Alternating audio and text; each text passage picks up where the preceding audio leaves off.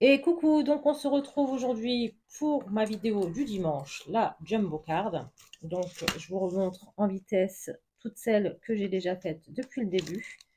Donc, la numéro 2, la numéro 3, la numéro 4, la numéro 5, la numéro 6, la numéro 7, 8, 9, 10, 11, 12, 13, 14 et on va faire la numéro 15. Donc, 15e semaine déjà sur ce challenge. Donc, je vais travailler avec le Spring Story, comme ça, de Marlene Solar, puisque je vous rappelle que les Jumbo Cards, je ne les fais qu'avec les livres de Martha. Voilà, donc je vous le remonte en vitesse.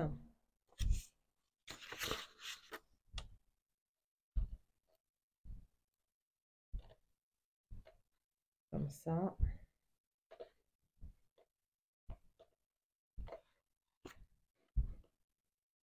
Que je travaille avec celui-ci là que j'aime beaucoup. Je trouve l'idée, on va dire.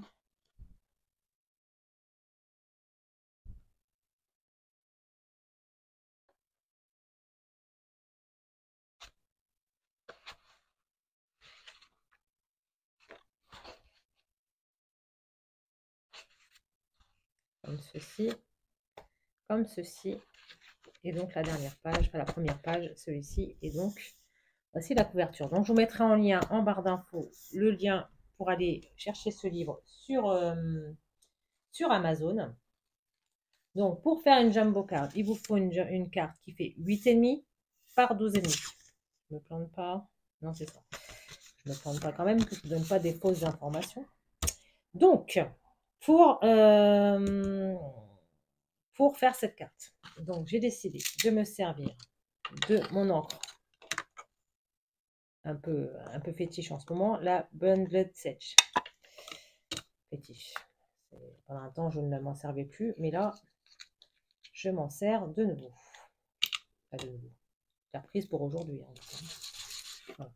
Donc, je vais ancrer les bords de cette carte, comme ça. J'ancrerai de nouveau les petites choses que je vais mettre dessus. Voilà, donc on a ceci.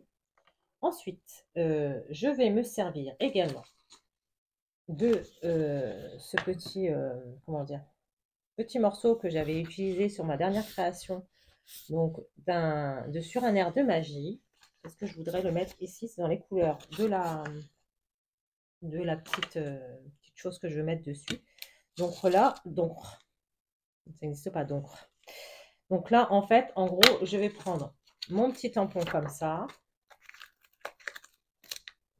Après, je vais m'en servir comme ceci. Alors d'abord, je vais mettre de la Bundled Sage comme ça, parce que sur l'autre côté, là, il va y avoir ma petite pépette qui va être là.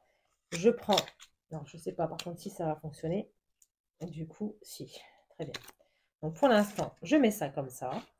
Je prends mon petit morceau comme ça, que je vais découper.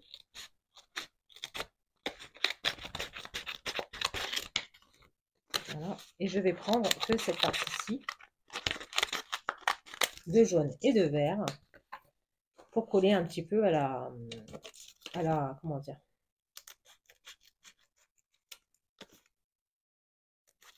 au papier de la collection en fait, hein, parce que le livre est surtout sur les tons de jaune et vert avec du rose, enfin c'est le printemps quoi. Donc voilà, donc je vais retirer ceci.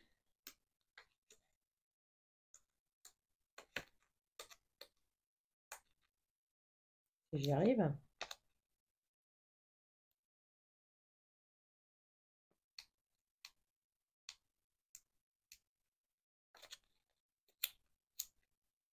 Je vais me battre avec. Hein.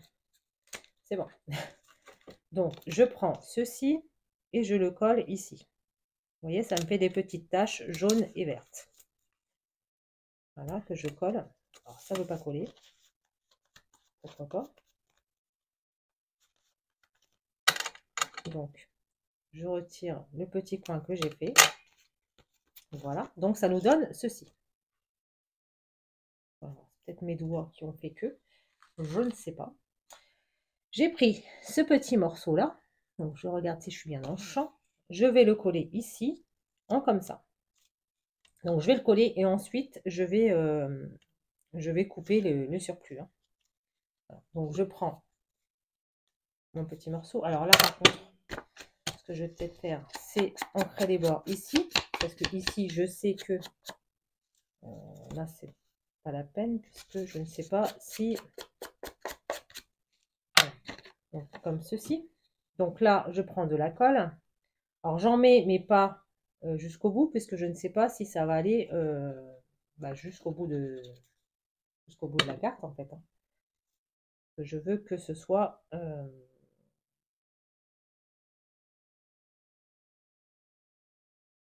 je pense comme ceci.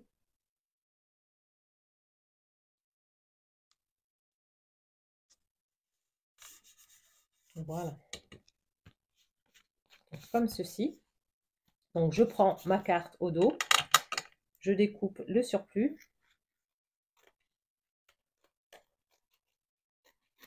Voilà, comme ceci. Ça. J'ai mon ventre qui gargouille.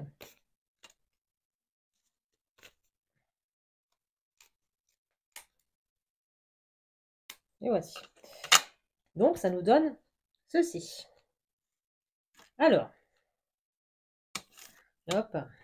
Donc, on a cette partie-ci, cette partie-ci. Donc, je vais ancrer les bords de la carte.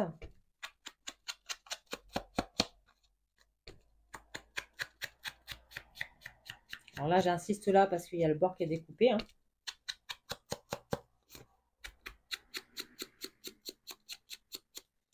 Et voici.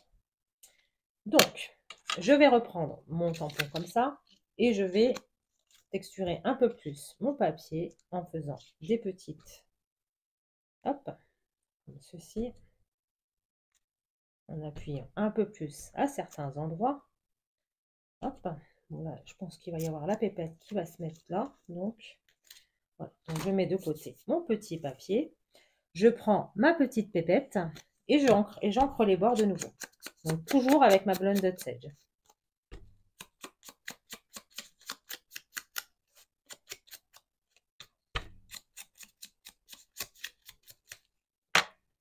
Et donc, on va mettre ça comme ça ici. Je vais la mettre ici, la petite pépette. Comme ceci. Hop. Donc, je la colle.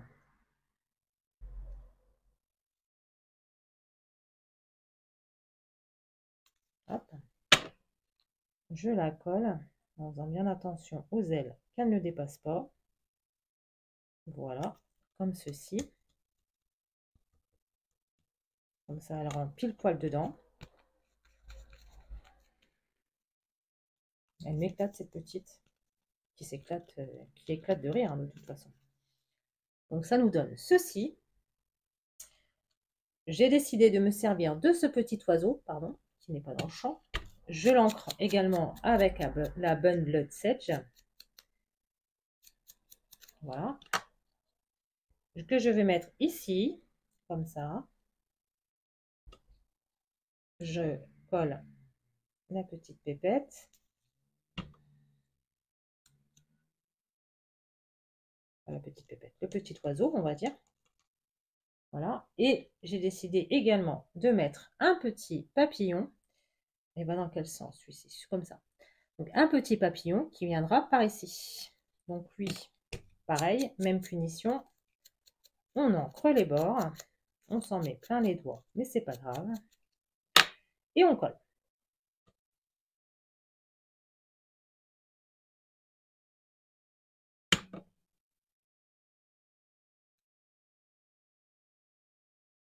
Donc comme ceci. Donc ça nous donne ceci.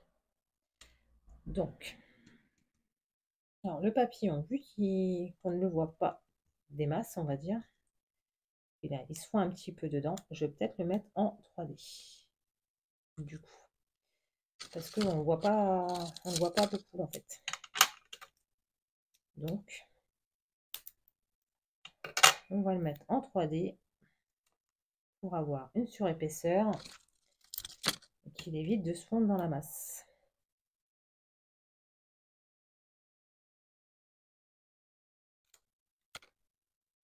Hop.